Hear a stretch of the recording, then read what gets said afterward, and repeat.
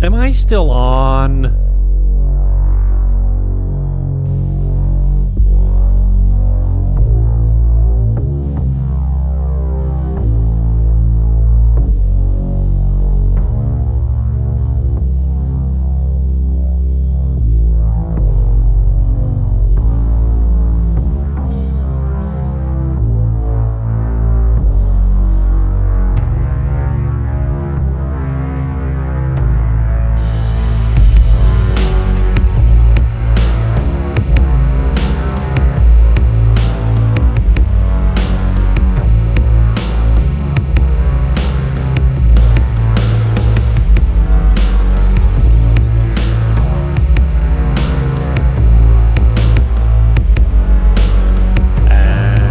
Here we go. Mario Crestman is my guest. I've been waiting for this one for a while. We've had him on before. We're talking everything Dominican real estate. Buckle up and welcome aboard.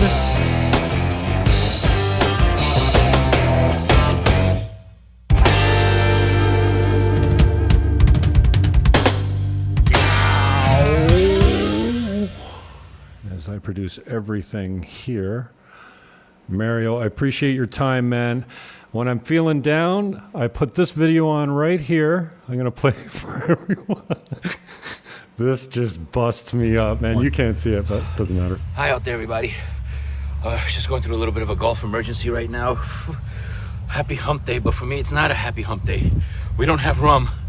Please send rum. And cigars. Mario, and cigars, please. And tequila. Send cigars. And But tequila. good ones, all right? Like Arturo Fuente or Patron or something like that. But don't send crappy ones, please. Oh, brother, I just Hi out love there, that. everybody. You miscut it just a little going through bit a because I little can bit of hear your video guy going, he was counting to 3, 2, and you hear him go, 1. Just unmute your mic for me, brother. I was just saying offline before we started here, I kind of figure that you're like one of those guys, you either love you or you hate. There's not too many guys that are like, yeah, Mario Crestman, Dragos. I love that you use your Romanian name.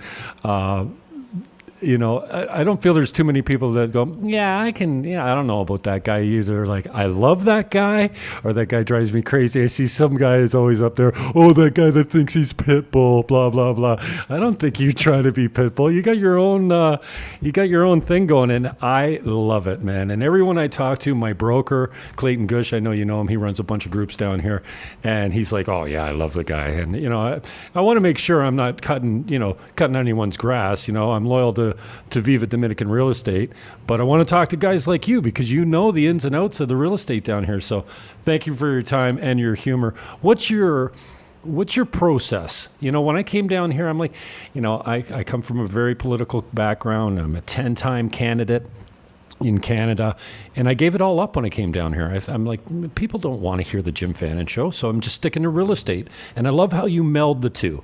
You talk about real life situations, about the good and the bad of the DR, and I think people really appreciate that, and they want to deal with a guy like you that's genuine, that knows the ins and outs of real estate and life on the island. So what's your approach to your humor and your content on the Dominican channels?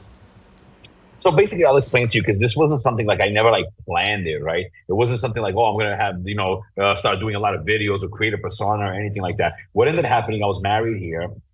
And right around the time I was finishing up with my wife and everything, I had put 1 or 2 videos up. One was like, I couldn't find a good Cuban sandwich. And I'm like, it's weird. I'm in the Caribbean. Cuba's right next door. Why? Because I understand people are like, okay, Mario, don't ask for Thai food in the Dominican Republic. That makes sense, okay? They're not, somewhere like in beaches, they might not have Thai food. But I'm like, damn, Cuban sandwich. It's like right next to Cuba. They can literally throw it over the water over there. Why can't I find a Cuban sandwich here? They don't know how to make it. So I started doing all these little videos. And when she left, I went through a process where I didn't know what I was going to do. I have my small real estate office in New York. I've been in real estate for 25 years, and I didn't want to go back to the States. My business partner was running that, and I run my half of it from here, but I didn't want to go back. So I would be like home just putting weird videos. I remember like one, like they had to redo all the doors in the entire brand new building in Punta Cana village because they did something wrong. And I was just like going through and I started doing it.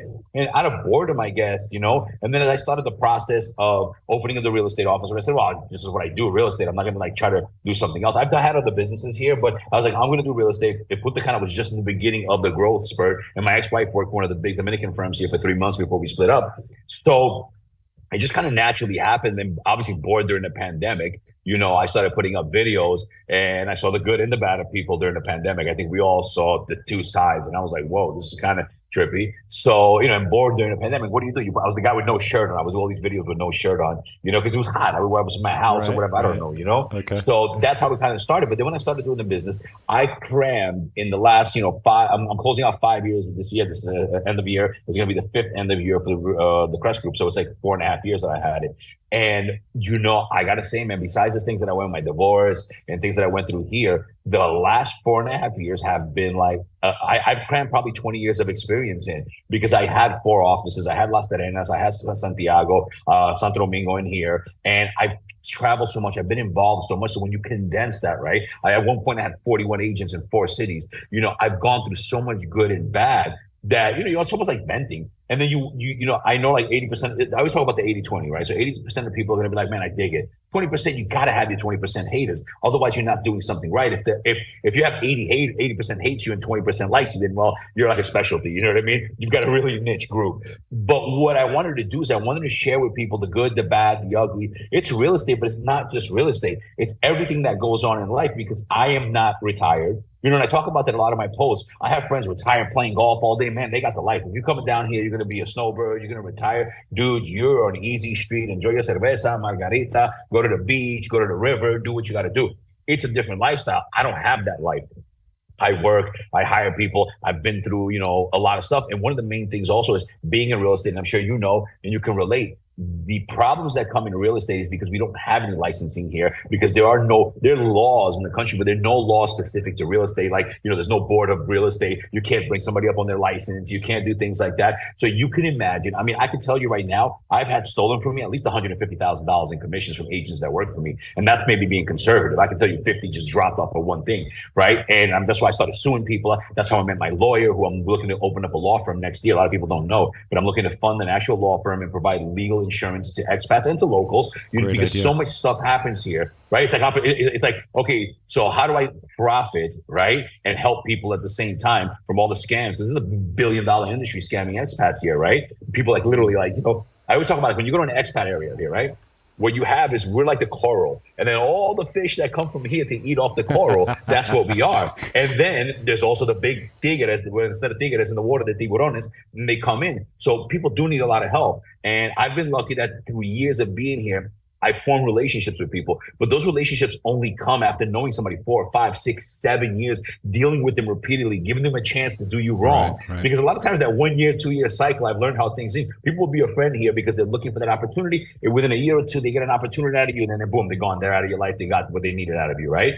So I started doing all this stuff. So that's something I want to get into, helping expats. My lawyer has helped a couple of people in the groups right now, so I'm super happy about that. And just to help people, because I've gone through so much. And people say, oh, you're always happy, you're always like this. Yeah, but you don't see me when I'm home screaming at the sky, stressed out. When I call my lawyer and I'm like, I'm going to sue everybody, and then I calm down later. Mm-hmm. But I like people to know, like, if you're going to live here, if you're going to snowbird, you're going to have one kind of life, right? Right. If you're going to come here to work and live and be an immigrant, I don't want to use the word expat, an immigrant, immigrated to another country, you open up your business, you did your job or whatever the case may be, and now you're here, you're working, you're driving to and from work every day, you got bills to pay, you got taxes to pay, it's a totally different life, which I've also realized, if you've seen some of my videos, I think a lot of people, the people that tend to respond sometimes, they're just on their 5th beer at the beach, like, cerveza, calm down. I want to. One day I'll be there, maybe, because I'm too hyper. One day I'll be there, but what do you call it? But no, I have a different life. So because of that, and I've encountered so much good and so much bad,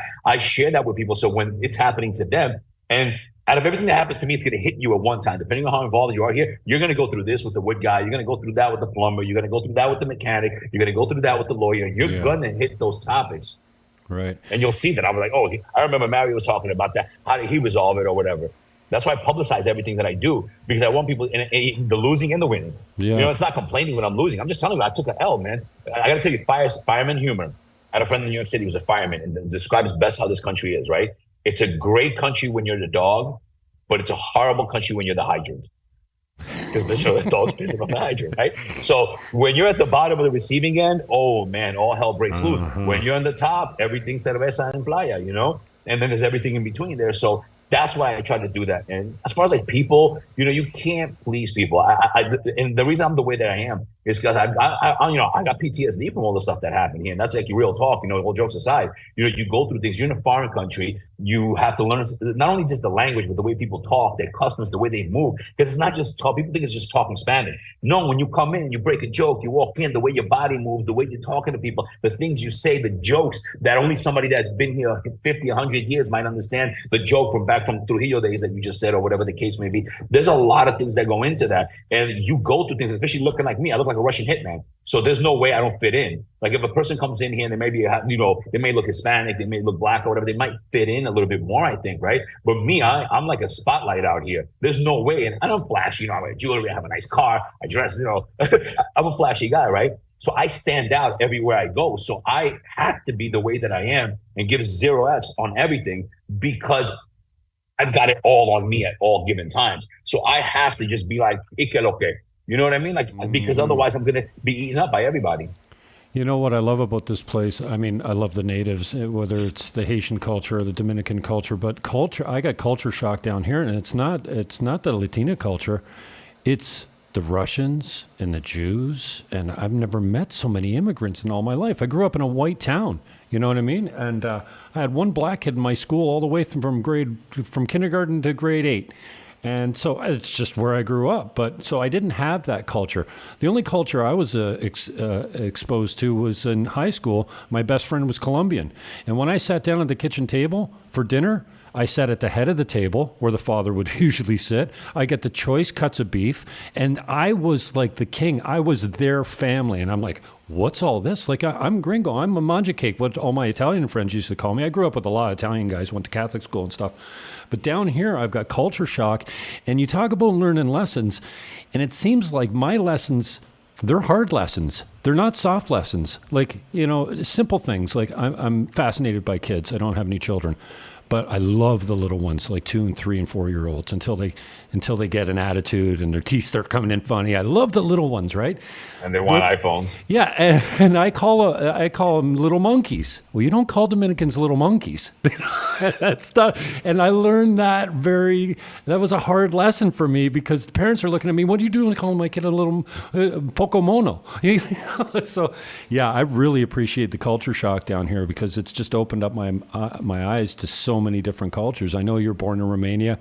I saw you got your citizenship in the States there the other day and proudly posted it. Did you have to go back to the States to claim it?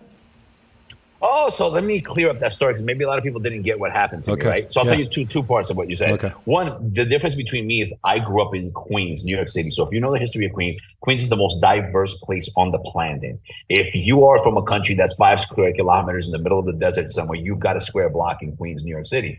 So I grew up with Dominican culture. When I came here, to me, it was all like it was just an extension. Obviously, here it was like 100%. Like you're going from the pool into the ocean. Right, you know what I mean? Okay. But for me, I grew up with Colombians, Venezuelans, and I hung out mostly with Latinos. I was like the one white kid that hung out with all the Latinos. So that's the one thing so for me, that wasn't it. So I was already pre-prepared before coming here. And then when I got accustomed to going, I've been to Costa Rica by myself, Puerto Rico various times by myself. I used to go hang out there, just chill to San Juan. I had a place to stay with a friend of mine that I met on a trip, and he would lend me keys to an apartment he had. So I would just hang out in PR, like go around San Juan, go Ponce, whatever. Nice. So because of that, that's how I developed. Like, you know, for me, it was just much easier. Besides what I had to get used to here was everybody just looking at me. Because, you know, people don't realize, right? Like, I don't hang out with expats mostly. I do a lot of business with expats, but you barely see me like in the expat areas, the expat bars. I hang out with 97% Dominicans.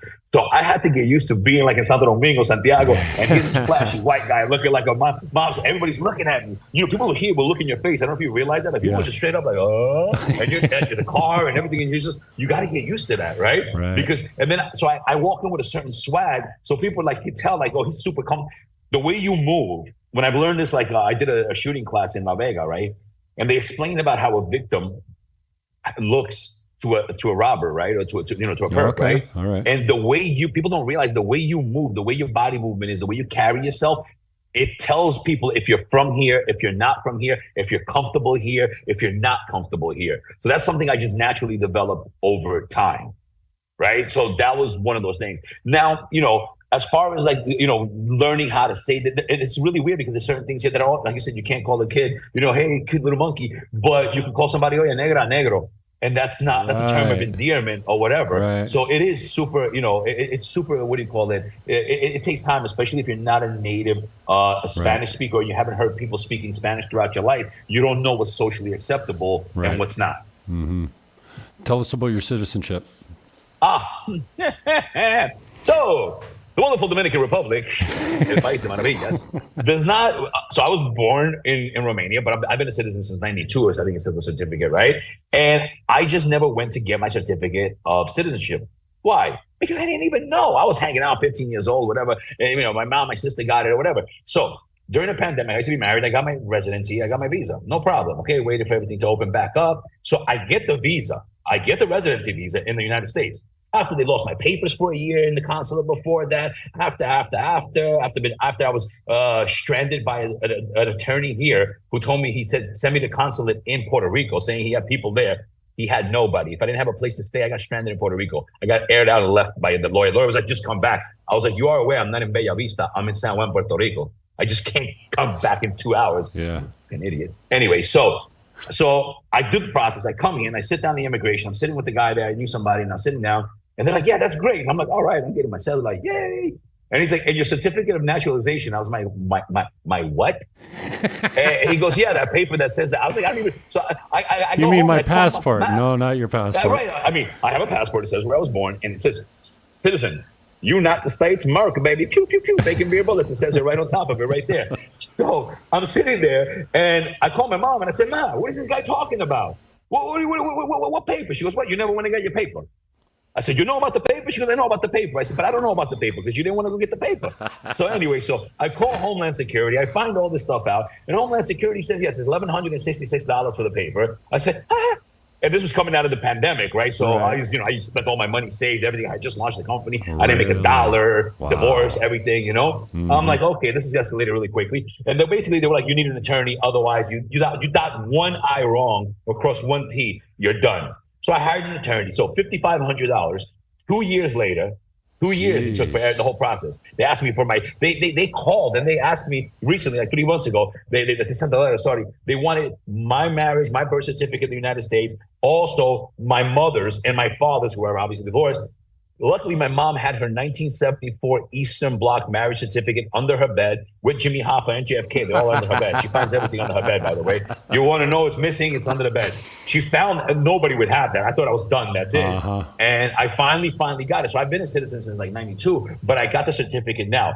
And I'm going to put that thing in gold and diamonds and everything because the stress that I went through with that paper, it was unbelievable. So that's what I went through with that. Yeah. Because here they don't recognize your passport. If you were born in a different country than where you have citizen, they don't recognize the passport as citizenship. Right. But you cannot have a passport unless you're a citizen of a country. 2 + 2 = 5. Okay, got it. So what's your legal status in Dominican Republic now? No, I did my paperwork. I'm just waiting for everything to come in. I'm just regular. I come in, I stay for under 90 days. And a lot of people like to argue in the groups. Your driver's license is good for 90 days. I actually have a video from when I got pulled over. If anybody wants to see it, I post it all the time, right? And I actually recorded him, and he said it, and I have lawyers. And I leave under 90 days because if you are, your visa's, so a couple things. Your visa's good for 30 days, but 90 days you have for driving.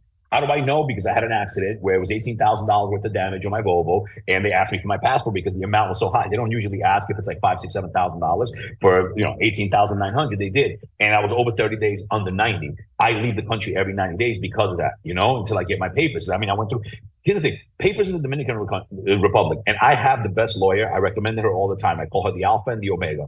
Everybody's good for different things here. I'm not going to send you to an ear doctor if your toe hurts. Now, If you want to talk about residency, I found the Alpha and Omega through, again, getting stranded. All the things that I went through one of my high-end clients, I found her, and she's resolving everything for me right now, finally. So basically, I just got the paper. So basically, all that's, when it comes to paperwork, it's not always easy. Some people are very clear-cut here. I'm a rentista, I just got married, no problem. But when you're complicated like mine, where's the paper? Where's the this? Where's the that? You hear all the time. People just give up in the process because the lawyers screw them over. They don't do the paperwork right.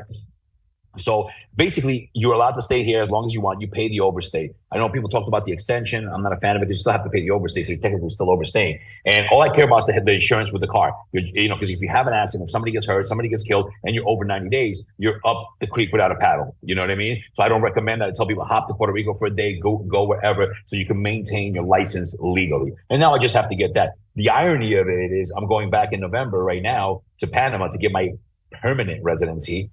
And I have my temporary. So you go to, it's a Dominican thing because you go to other countries in Latam and it's like, whoop, done, resolved, in and out, no problem. Here it's like, So we also need the right thumbnail of an Alaskan bear that's above the 19th but below the 20th parallel and has to have a name by Simon the Bear. And you have 12 hours to get it. You know what I mean? They invent these things. And if not, then we have to have all new requirements for you after this. So in other places, I'm getting experience there. I go to Colombia a lot. I'm going twice to Colombia. I'm going twice to Panama in the next 3 months. So I'm also getting experience in other parts of Latam because I know a lot of people complain, don't compare it to Canada. Don't compare things here to the United States. Okay, I like that. Let's compare it to other Latin American countries. I think that's fair, right? In real estate, anything, pricing, whatever we're talking about, I tend now to compare it to that. I compare it to major Latam places. Awesome. Before we get into real estate, tell me about your intro, man. I had to get it translated from a local Dominican, and she's like, "Well, no, he's white, but he's not a bank." But I can't say it, and I try. Once I have it on film here, I will reproduce it because I'm sending you a lot of business and a lot of traffic on social media just because you've got. I call you a machine gun of knowledge, and I'm mostly interested in the real estate knowledge, obviously, because you got experience here, and I've got 30 years in Canada. And it's nothing like North America. Like I still have a license in North America and Canada. I'm still a realtor and probably will be for the rest of my life. But down here, like you said, there's no regulations. There's very little laws. There's a whole different set of morals and ethics. But you know what? The hard times that I've had down here have always been from expats. The Dominicans don't give me a hard time. The Haitians treat me like gold.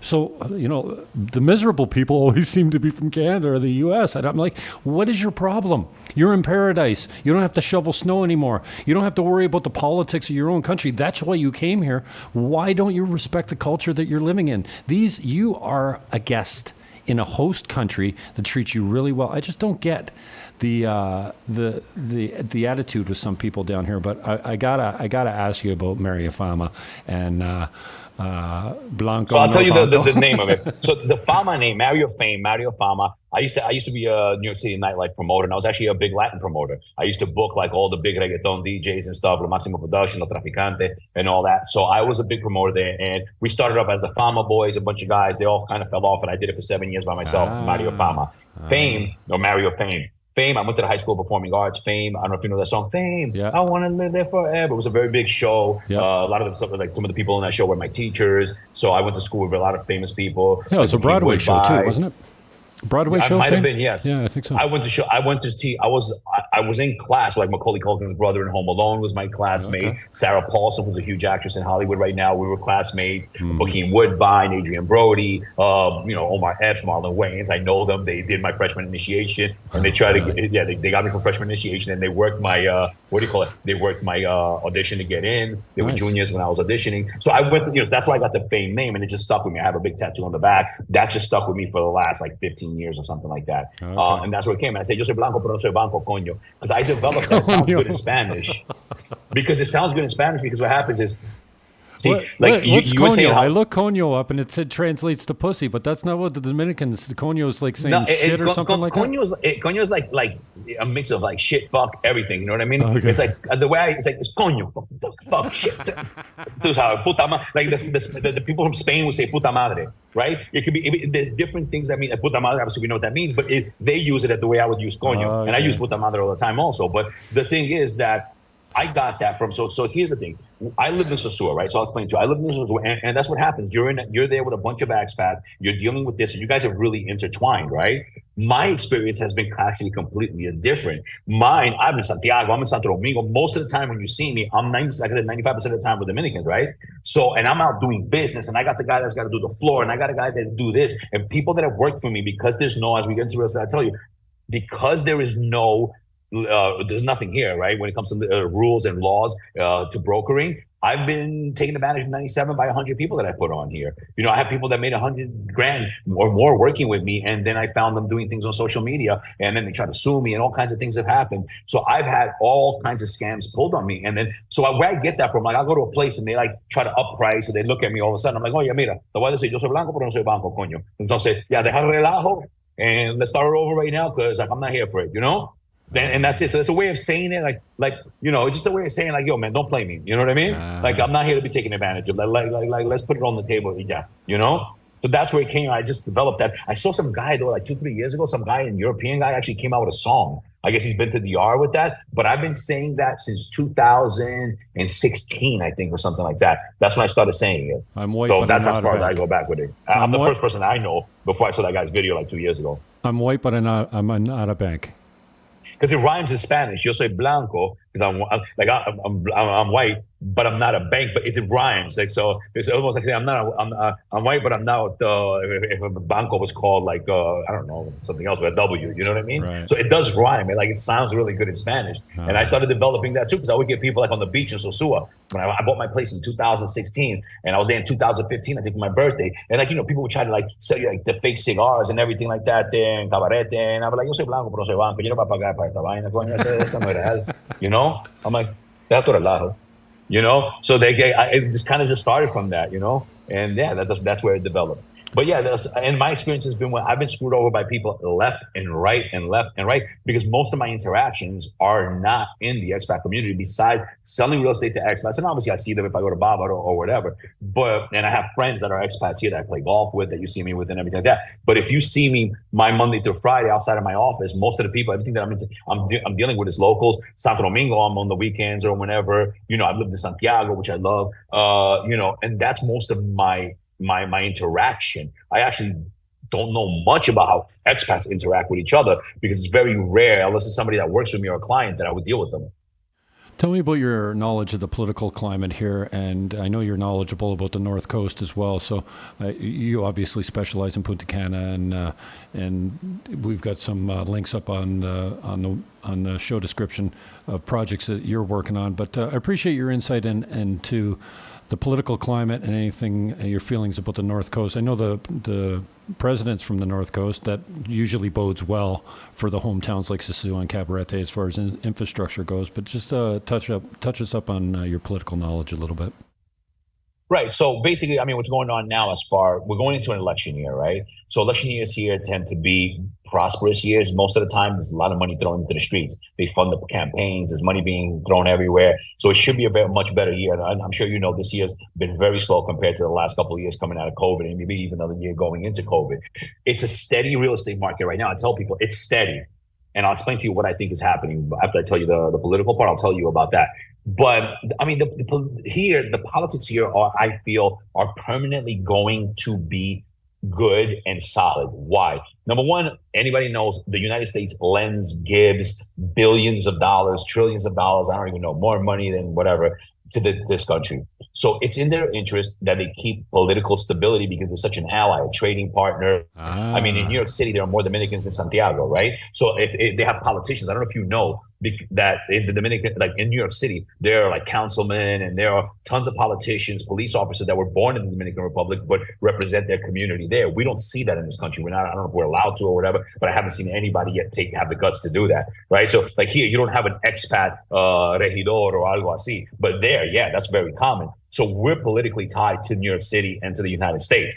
the interests that be in the families that run this country is run by like 10 families or something like that. The people that run this country in conjunction with the US government and everybody else is not going to allow this country to destabilize. So that's just not going to happen. You know, the usual Latin American politics, that's another story, and that's a much deeper subject, right? But when it comes to that, it's not going to happen. What's going on with Haiti right now? Haiti's been an ongoing problem. I think it's always going to be hot, cold, hot, or hot and warm, maybe, right? Hot, warm, hot, warm, hot, warm. You know, they closed off they closed off the border or whatever, but we can't deny, if you live in a zone where they're doing a lot of construction, you can't deny who's doing the construction. So how long can you close it off before you need their labor to do stuff? Right. Yeah, I saw an article that eggs that are being exported, something like 20% of the eggs in the Dominican Republic are exported to Haiti. Those are starting to rot right now in warehouses. So the egg guys are starting to put pressure on the government to open back up because they're not being able to do business. So these are just temporary things that are going on because of Haiti's problem. I don't take sides. I don't get involved in it. This has been going on for a very long time. I could understand both sides of it.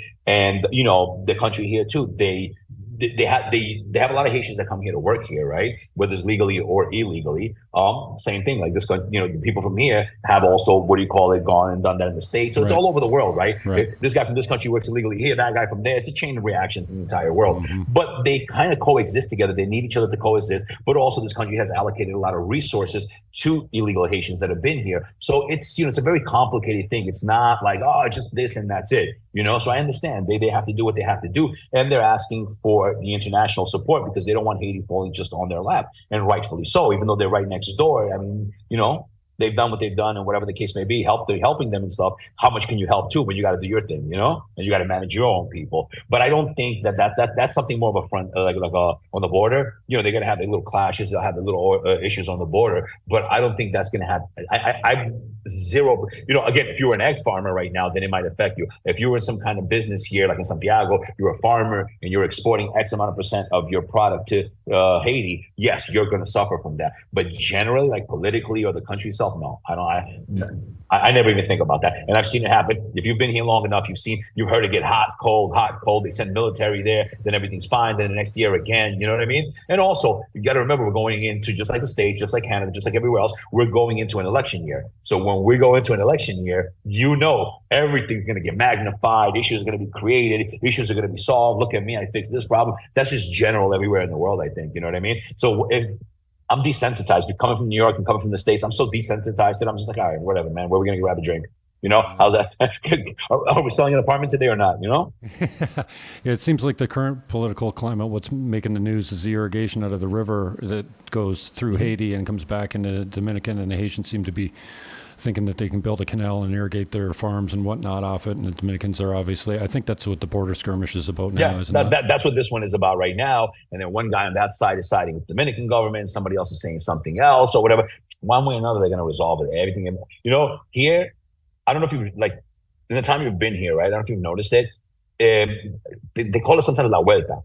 Right? La Vuelta, you know, if you know what it means, like, it's the spin, right? I always say, I have a joke, and I say this in Spanish to people when I'm joking around, when they're like messing around with me, and they're giving me the run around, right? The run around. That's the best way I can explain what I mean. There's always La Vuelta here. There's always something that gets really hot. It's really como for the moment. Oh my God. And then later on, you just hear nothing about it, and everybody moves on. Right. And it just kind of like never happened. I don't know if you've noticed that. It happens a lot. It happens a lot also with like famous people. If they get in trouble, something happens. Oh my God, this guy's in the news. He said this, he did that. And like 6 months later, nobody even remembers that it happened. Está no La Vuelta. I don't have time to answer all the comments coming in, but Tu Primo is chirping quite a lot here. He's got good information. You probably know him. Before we talk about the North Coast, just touch me up a little bit more on the U.S. dollar. You know, if you have a fear that the fiat currency is going to die, and, you know, I don't get too deep into that, and I don't understand the economics of the fiat, but there's a lot of pressure being put on the U.S. dollar. They send a lot of aid to the Dominican Republic. If the dollar crashes, what happens to DR in your mind? I don't know. I mean, that, you know, it's sometimes we can just say we don't know. I don't think the dollar's going to crash. Like I said, I don't see it happening. I mean, we fluctuated, you know, from the low 50s to the high 50s ever since I've been here, right? You know, like living here full, you know what I mean? Right. So I don't, you know, look, the whole world can crash tomorrow, right? Yeah, sure. The dollar can crash. We go to a digital currency. I don't know. Yeah. Whatever's going to happen is going to happen to all of us. I honestly do not spend time on that. I feel like the doomsdayers are always thinking about that, right? They're always like, oh my God, the dollar's crashing, the world's this, these, it was one thing that it was Brazil and them, they're trying to make their own currency or whatever. And one guy said, I've been to most of these countries in Latin America. They can barely get a door fixed. You know what I mean? And I had to laugh at that for a minute. I was like, how many times they start something here and they never finish it? It was a funny point, So I honestly, I don't even think about that. And, for those of us that live here, whatever it is, I'm going to go through it just like every other business person in this country is. Even, from the high class all the way down to us, the small business people, we're all going to be in the same boat at that point. So I think the powers that be will resolve it in whichever way they will. I don't see a crash. Could there be a transition over the next X amount of time into digital currency or the digital dollar if they're going to open it up? I don't know. You know what I mean? I honestly, life's too short for me to think about that because I can get head on, crash right now coming out of Cap Cana and never even, I'm more worried about making some money, going to Colombia for my birthday, having a great time, go to Panama, hang out. We'll get to run on the Cinta Costera and enjoy my life, I appreciate your information on that. I think as you're talking, I'm thinking it's the BTC, it's the Bitcoin fear-mongering that the dollar's going to crash. It's all the Bitcoin guys going, get out of the fiat currency. It's dead. It's dead. You're hearing about BRICS and a gold-backed dollar or a petrol-backed dollar, and the reserve doesn't back the dollar with much of anything in the United States. So maybe it's just fear-mongering on the part of the Bitcoin people. There's just so much, and I don't know if you noticed it. I'm going to tell you something funny, right?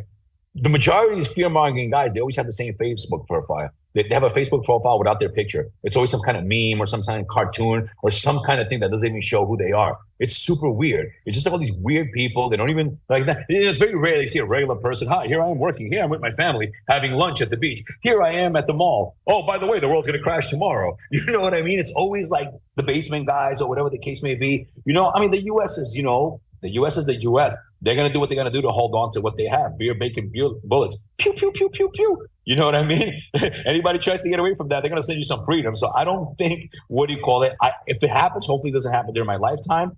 But there's so much fear mongering. The dollar is going to crash. The market's going to crash. The world's going to crash. Everything's going to crash. I mean, we made it through COVID and they locked us. I mean, I was locked into my house with the threat of prison here. You know what I mean? If I could survive to that, I think I'm pretty much okay. I'll do all right. Wow. Well, nothing beats Dominican. I left my country for this country, and I don't see that scam ever coming back. And I'm specifically talking about COVID. But Clayton Gush, my broker, gets in here. I saw a comment on Facebook. This is Clayton's comment here from one realtor that tells his clients to wait for prices to come down. I commented the part-time guy. I commented on that. He's a part-time realtor, and I'm a part-time warrior on Call of Duty online. He just wants to know what's Mario's opinion on the and I actually commented on that, but I'll tell you what it is. Prices, the real estate prices. What's your prediction on? I can tell you because I've been having this conversation with people recently, and including my attorney, people we had a whole talk about this yesterday with my team in the office for my Tuesday meeting. Right now, what I think is the Dominican Republic is growing fast, and there's a lot of building going on. We cannot deny that, but we need to go back to the core of what I say all the time. Location, location, location. Now, this will not be the first nor the last time that this will happen. There are properties that people purchased, right? And those properties will not appreciate or lightly appreciate in comparison to others that would appreciate a lot. I'm in the process right now of giving apartments, entrega de apartamentos that I sold like 2 years ago. And these people made like $40, $50, $60,000 on their units, all of them that they're selling right now. So people can't tell me there's no appreciation. What happens is the Dominican people need to understand, right? This is not New York City. This is like a place where you have prime land here and not so prime on the other side. I'll give you an example. Let's talk about the North Coast, right? If you build a nice building in La Mulata 5, up in La Loma de Culo, as I call it, right? Okay. If you build something up there, right, and it's nice, and during look, the first 2 years coming out of COVID, I could have had cardboard boxes within like a mile of the beach and people were snapping them up. Right. You have two of them, please, right? Anybody was buying everything. People wanted to get out. It was a different market. That was a phase market. We are out of that market. Since last June, we have been in a real market. It's a slow market. It's a steady market. There's steady price increases because construction has gone up in price. So if new construction goes up, so do valuable resales, right? It's just hand in hand. But I do believe that there's a lot of, I call it cartón. Carton in Spanish means cardboard, right? It's not actual cardboard, but there's a lot of stuff built that is not prime because you have so much land. So like, again, we go back to we'll use your example so you know what I'm talking about. If you're on top there, right, and you made this nice place and people were buying one bedrooms in $80,000, $90,000, $100,000, whatever, right? And now you've got a lot of development in Sosua, Cabarete, and everything like that. And now people bought, but now that's it. The hunger rage is over the first 2 years, right? Now come your buyers. Now your buyer, what does he want? Your buyer wants to be near Pola. Your buyer wants to be near Playero. Your buyer wants to be near the Playa Alicia and this, or they want to be in Cabarete. I want to be walking distance to the beach or 5 minutes to the beach. I want to be near the restaurants. Now, the apartment on top of the hill that people were just buying without thinking before, or because it was easy to buy in pre-construction with really nice, favorable terms, right? Now that person wants to sell it. Where's your market for people that want to be 4 kilometers, 5 kilometers up a winding road in the hills from the beach? And that's a valid question, right? You bought it for your own personal reason, but how many people out of the 100 people that are looking, 100% of people that are looking to buy right now at any given time, right? How many of those people want your property? I've seen this happen in Punta Cana. People bought property. I talk to them sometimes before they're buying it. Like they're using other brokers and they'll run into me and they'll say something. And I'm like, I don't get involved much. If you have your own broker, you're on your, I don't like to talk. I don't do somebody else's job for them, right? But I've seen people buy stuff and they bought it like in the middle of nowhere on the other side of the highway in the woods where there was nothing but like tarantulas and lizards before. And now they bought a house there thinking that was going to go up in value. When you're developing, there does get a point based on the amount of people that comes into X area, right? And the amount of construction there. If the construction is almost like it goes on is more than the people that are coming in, what's going to happen? The stuff that's choice is going to be worth more, right? It's going to go up, and everybody's going to want the choice stuff, right? And then you're going to have a whole bunch of other stuff that's not near the beach, not near everything, that people are going to be like, yeah, but I don't want to be there. Forget about the first 2 years when everybody was buying like crazy because, developers, everybody's doing their job selling anywhere in the world. You can't just say it's in the Dominican Republic. Anywhere you go, a salesperson's job is to sell X product, right? Amen. What do I sell? I sell things near the beach and walking distance to the beach and access. So when it comes to that, when we're talking about beach towns, because I'll tell you a different zone for Santiago, Santo Domingo. But if we're talking about beach towns, you want to buy, whether it's resale or new construction, in a prime area because the value there will go up. There's value. But if you bought something that's 7 kilometers away from the beach, that takes you 30 minutes with traffic to get to the beach, what do you expect at that moment, though? Does that make sense? It's like, you didn't buy prime, right? It's the same thing. If you bought an apartment in New York City and you bought it out in Fresh Meadows, far away, where you got to take a bus, 40-minute bus to the train and then an hour train into New York City, you can't expect that property to go up as if you bought in Sunnyside, Queens, where you can literally see the skyline and the bridge that takes you right over to Manhattan. Okay. That's common sense. Mm-hmm. And I think people forget that. I have friends that came down here over the weekend, one of my agents, and I said, listen, buddy, I'm not going to show you stuff. And I don't recommend that you buy stuff that's on the other side of the highway. That's my personal opinion. If your budget is only for that and you want to crash pad here, then that's a different conversation. Look, Mario, I only have $80,000. What can I get? I just want to crash pad. I want to be in the Punta Cana area. I don't mind driving, whatever, to the beach. I just want to be in the area. And your budget is $80,000. Well, then that's a different story. But if you're going to spend X amount of money, and X amount of money can buy you a place here or prime,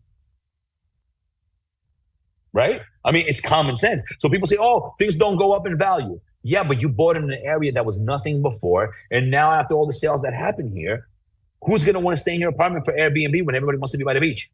Why would somebody pay $60, $70 a night to be in La Mulata 5 when somebody could pay $70 to be by Crisante or by near Playa Alicia or in Cabarete, walking right to the beach and to the market and to everything else? And two Primo is backing up what you said here. Still plenty of coastline undeveloped, lots of opportunity for the future untapped. Well, Mr. Primo, so he doesn't live here. I know who he is because he liked somebody else's comment. And then after I broke it down, because it was an ignorant comment, it was actually ignorant, giving the middle finger to people, leave it, get out of the country. Yeah, I'm not a fan of those, what do you call it? If your wife got you pissed off one time, throw her out. Okay, well, no. What do you call it? Yes and no. If he understands what he's talking about, this is what happens, and this is why we get people, nothing personal towards him, but we have people like him. He doesn't even live here. He's planning to move here later on. He actually said it in one of my posts. He gave his whole story, so I know who I'm talking about, right? It's not like I'm making it up. Okay. Plenty of coastline to develop. What? Where? Miches, all the land that's being sold there is for development of hotels. Nobody's selling you a 300 square meter oceanfront lot so you can build your dream home for 2 coconuts and a pineapple. There is a land here to be built. But what people don't understand, the majority of land has been sold in big lots to build resorts, right? For the people who run this country with resorts. Show me where, maybe between Cabarete and Cabarete East over there, and I forgot what that's called, the sun thing, where you go to that, it was abandoned over there, but they still have houses. You can find some houses by the ocean. They have all the hotels abandoned. Cabarete East, after you go, and you make, I forgot what it's called right now. It looks like a gate, but there's nothing there. A whole bunch of Russian people live back there, or whatever the case may be. They have some little hotels or whatever, right before Sabaneta. So anyway, the bottom line is the land that is there to build, it's sold in big lots. Nobody's going to subdivide and sell lots, beachfront lots, to people with homes, right? You think of Sosua Ocean Village, lots that big where they subdivide them later and they do things like that, and resorts. So, there's a lot of land. Where? I can tell you what's being built from here to Miches is all going to be resorts, and then you're going to have second, third line, which is not as valuable for residential properties, right? There's been some oceanfront built. In Bávaro, Noval built the last oceanfront place right there in Cortecito Corrales. What else you have there? Everything's already built. There's nothing left to build there. Everything's built. Where? Going further up, it's all hotels. Past White Sands, it's all condominiums, Iberostar, hotels. Where? Where are you going to build? How about the remote areas? Is there any remote areas that are still on the coast that you can buy a 1 or 2 acre lot to build a house? If you're talking about down in, I forget the name of it right now. Punta Cana Group started a whole part in the south. Everything there's owned. And if it's going to be for a private house or whatever the case is, it's not going to be beachfront. These things have already been planned out. When I came here in an Airbnb in 2018, looking for an apartment to move my ex-wife, I stayed in an Airbnb in Punta Cana Village, and I was talking to the owner who lived right next door, had an apartment next door, but had a house in Punta Cana Resort and all this.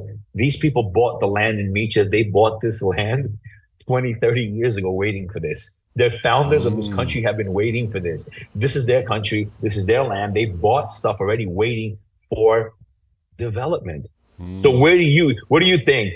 Some gringo is going to come off the plane and say, I want 500 square meters oceanfront somewhere remote. I'm not saying there might not be a lot. I've seen in Cabarete, there's like some like lots in Cabarete East or whatever. But that's one here, one there. You're not just going to be like, oh yeah, let's all look at in the south and the Nales, or let's all look here. There's plenty of stuff over here. You'll find some in like little villages, but then you're going to buy a piece of land in the oceanfront and what do you call that? By Nagua or somewhere in the middle of nowhere, one of those little villages where you make the turn over there after the big building, and you'll see some like little shacks on the water, right? I mean, if you want to move on a shack next to the water and build a house, go for it. But that's not like sustainable for the majority of the people here, for 99.9% of the people that are moving here. So there's plenty to build. No, these people don't know what they're talking about. Look, you're in Sosua Cabarete, right? Yeah. Sorry, I gotta deny because people keep calling me. Where can you go right now in Sosua Cabarete right now and just say, hey, I got a bunch of friends that want nice affordable beachfront lots to build their houses. Let's go. It's all big stuff, 50 million plus. Yep. So people that's the problem. A lot of times people that don't know comment because they've read something online and they've seen it. But those of us that live every day here and those of us that are in the business, we know. And contrary to most people's belief, if you know who you're dealing with, I have no reason to lie to somebody. People come to me, they want to buy something, they want to do something. I'm like, look, man, this is that. You decide. I don't push people. I just tell them if you have a budget that allows you to move into prime real estate, do that. If you want something else for a different reason, then that's fine. But my job is and I never talk people into buying in the Dominican Republic. I have people come to me, why should I buy there and not Mexico? Seriously? Well, I have my own opinions if you want to know my opinion, but I would never be like, nah, man, don't buy in Mexico. You got to come here, man. Come on. Like, that's stupid. No, once you decide you want to buy here, come talk to me and I'll help you. But I'm not here to convince you. If you like Mexico, oye, se gusta la cultura de México, güey, ¿qué onda, carnal? You want to hear, go for it, papá, go have your best life. Yeah, go have your best life in Mexico, Costa Rica, Panama, donde sea, Colombia, dale. What's your advice for a gringo like me to pick up the language quicker? Stop being around expats. Yeah. Force yourself to talk. No, seriously, watch TV. Like, even if I'm with a girl watching TV, it's all in Spanish. Like, even the movies on Netflix, she has it in Spanish. Everything I do is in Spanish. Besides me talking to people for work here, my real estate stuff, my personal life is 97% in Spanish.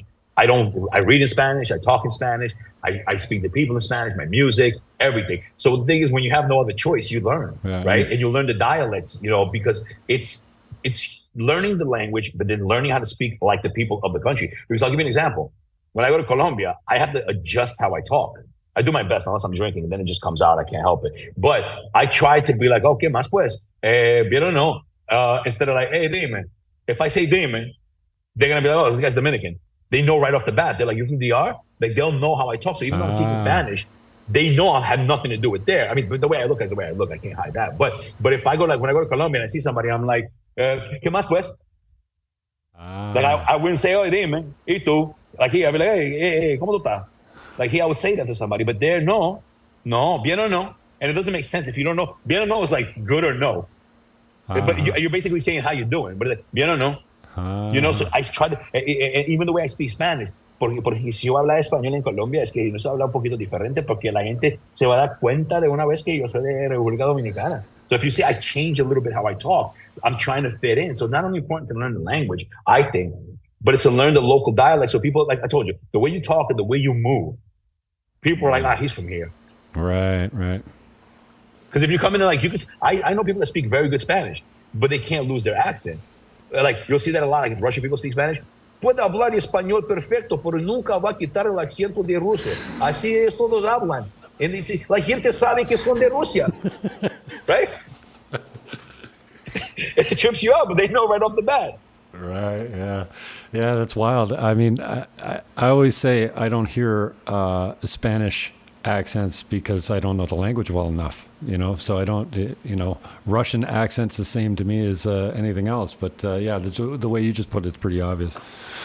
Awesome. I've learned to pick it up. I can't tell Chilean. I can't tell, well, Cuban I can tell because they're always arguing. Oh, they're like that. But like some accents are hard for me to peg. Like if they're Colombian from the costa, because the costeños, they talk different, like Barranquilla and Cartagena, they almost sound like Puerto Rican, kind of a little bit, because the coast has a different dialect. Paisas, you can tell right off the bat, because they're like crying and singing when they're talking. Rolos from Bogota speak differently. Panama's also hard. I go to Panama a lot, but I find they just have like proper, because I'm not in the hood there, so I just feel like they speak like Spanish.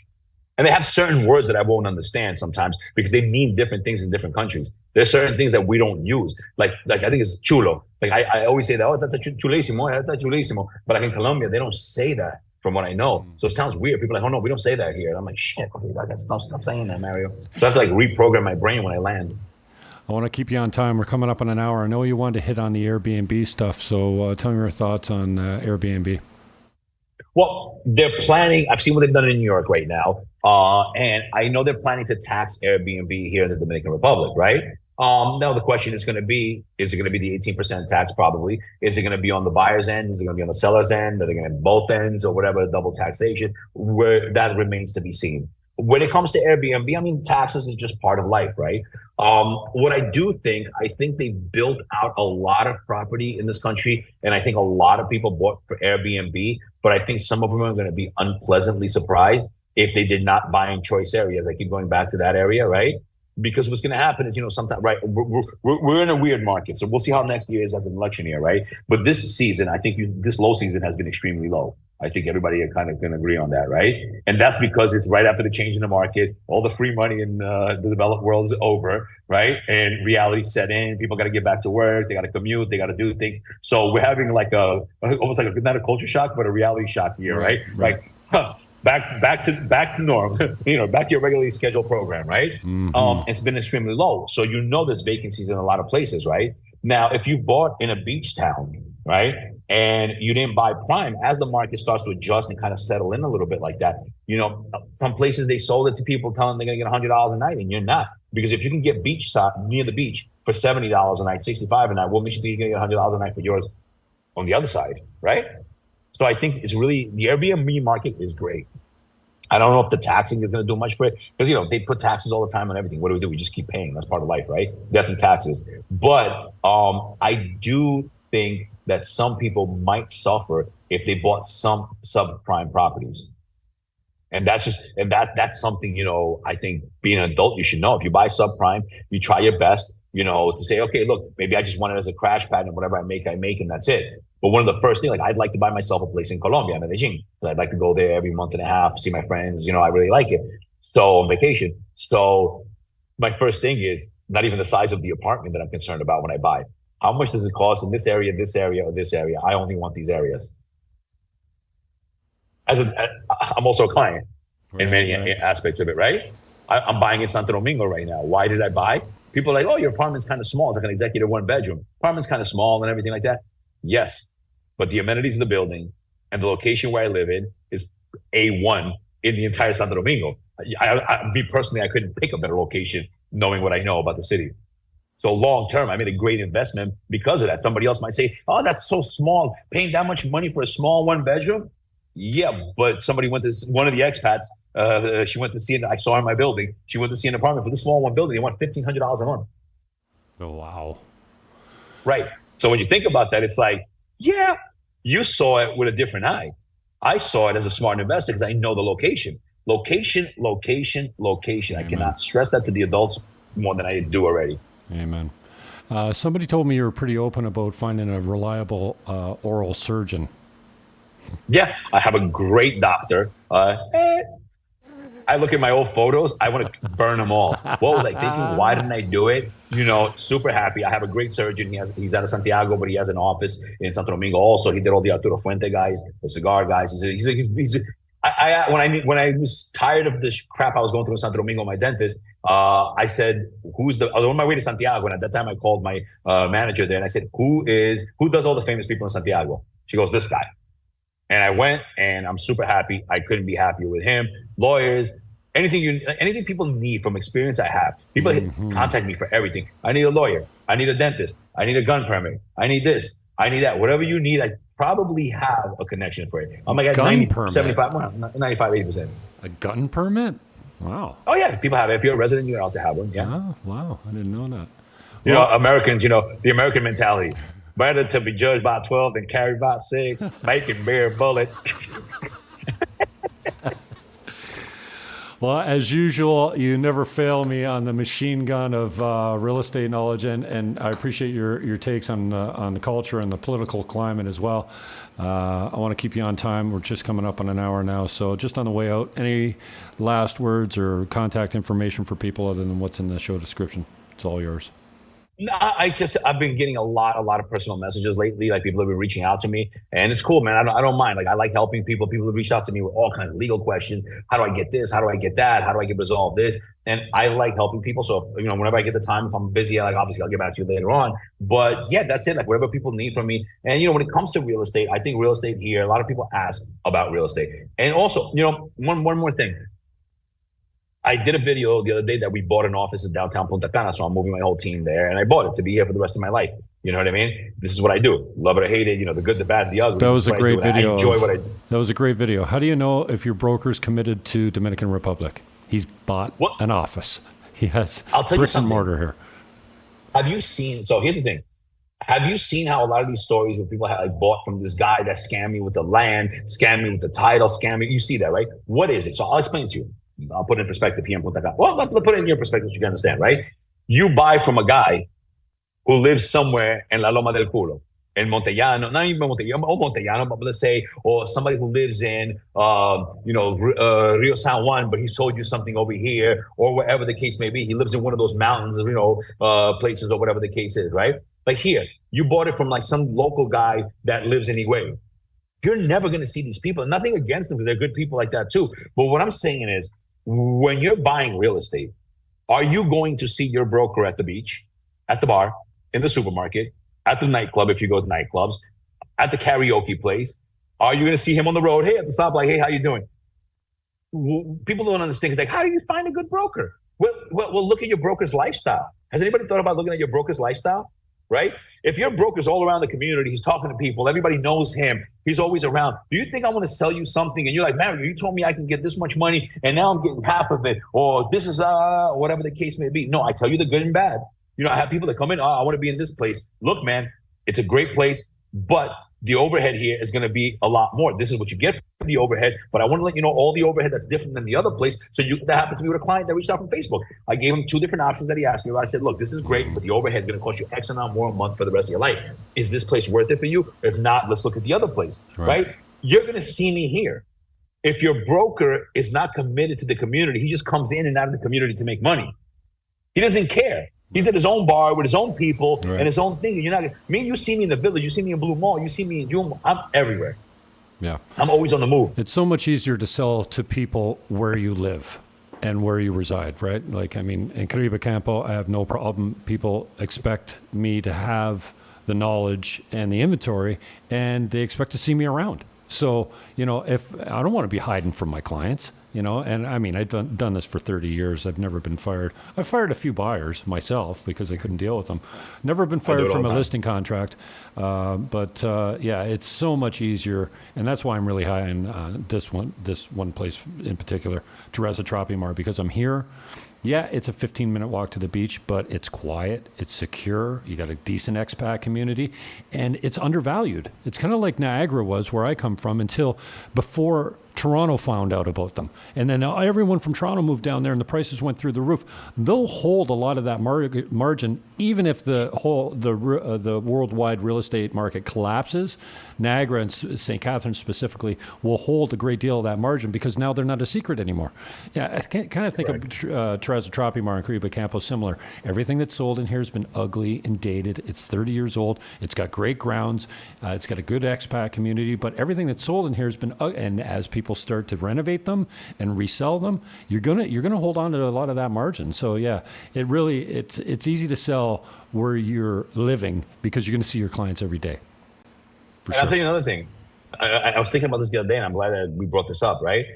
People, the trolls in the groups, there's no value in buying real estate in the Dominican Republic. Well, let me give you guys a little pointer. Not only am I a real estate broker, but I'm also a buyer.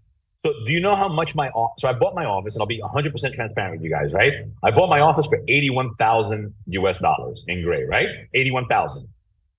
Do you know how much they're renting? I saw the guys, brokers advertising for rent in my building. People have bought that are renting it out. Do you know how much they're asking for my office? How much?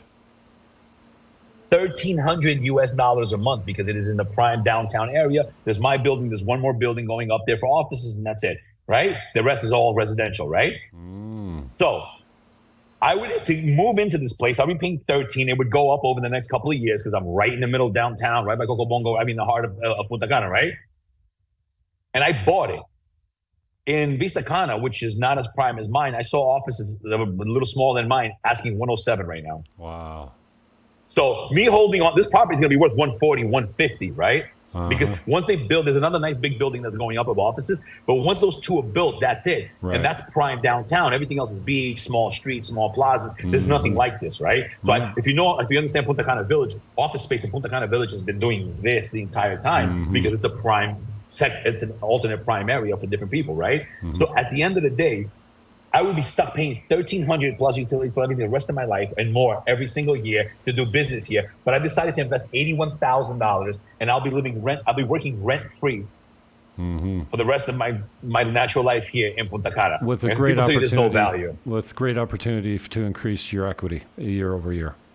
And you know what? I have equity. When you come from the North American mindset, you're thinking, he bought an office for $80,000. You're like, that's $250 at home. At least to start. Correct. And with no mortgages, no finance opportunities or anything in Canada, you can't get, well, it's tricky to get the commercial mortgages, but you shouldn't need a mortgage if you're buying commercial property anyway. But good for you, brother. I'm proud of you. And I love having you on. I appreciate the time that you lend to me. And I know my viewers are highly entertained by you. And like I said, you're a machine gun of knowledge, not just real estate knowledge, but, cultural knowledge as well. So thank you for your time, brother. Appreciate it. My pleasure. All right, bro. We'll Thank talk you, soon brother. again. Talk to you soon. All right. Peace. Have a good one. Bye.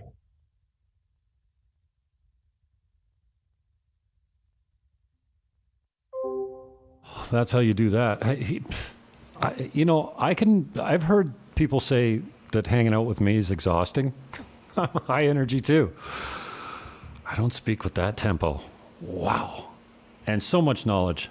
Just real entertaining. And just before I go, I can't go without watching my favorite video. Find them on Facebook. This is the kind of stuff you can expect. Hilarious. I got a lot of time for this guy. So peace, love, hug your neighbor, and whatever you do, do not comply. Never kneel, and buy Dominican real estate. I'm out.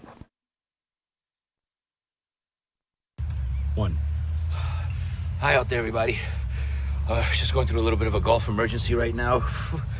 Happy hump day, but for me, it's not a happy hump day. We don't have rum. Please, please send rum. And cigars, Mario. And cigars, please. Tequila. Send cigars. But good ones, all right? Like Arturo Fuente or Patron or something like that. But don't send crappy ones, please.